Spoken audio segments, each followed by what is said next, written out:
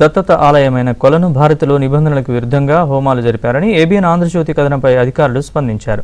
అనధికారికంగా హోమం నిర్వహించడంపై దేవాదాయ శాఖ కమిషనర్ ఆగ్రహం వ్యక్తం చేశారు. శ్రీశైలం ఈవో ఆదేశాలతో 4 గంటల పాటు విచారణ జరిపారు. అక్రమంగా ఏర్పాటు చేసిన హోమగుండాన్ని తొలగించారు.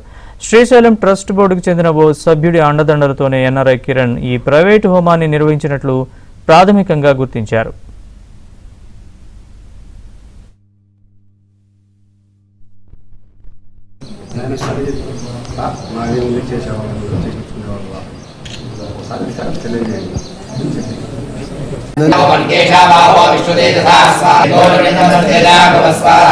ఏదైనా క్రమ పద్ధతిలో పూజాది కార్యక్రమాలు ఏదైనా సరే జరగాల్సిన అవసరం ఎంతైనా ఉంది. అయితే నేను 23 తారీఖున ఇక్కడ చండీ యాగం అని ఎవరో ప్రైవేటు వ్యక్తులు వచ్చి ఎటువంటి అనుమతి లేకుండా ఇక్కడ కార్యక్రమం నిర్వహించడం జరిగింది. ఆ విషయంగా మీడియా పత్రికల్లో అక్కడ మొత్తం కూడా టీవీలో రావడం జరిగింది. విషయంగా దీన్ని మన యువ గారు నన్ను ఎంక్వైరీ ఆఫీసర్ చేసి ఇక్కడ ఏం జరిగింది వాస్తవానికి అని చెప్పి అన్ని వివరాలు సేకరించి రిపోర్ట్ సబ్మిట్ చేయమని మాకు చెప్పడం జరిగింది. దాంట్లో భాగంగా ఇక్కడ రావడం జరిగింది.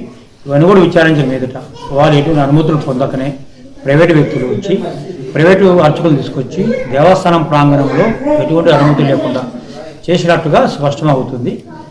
కాబట్టి ఈ విషయాన్ని కూడా మేము అధికారులు తెలియపరిచాము. మరి ఎవరైతే ఈ విధంగా చేసేవారో వారిపై ఎటువంటి చర్యలు తీసుకుంటారనేది మా కమిషనర్ గారికి గవర్నమెంట్ గారితో మన యువ గారు మాట్లాడతారు.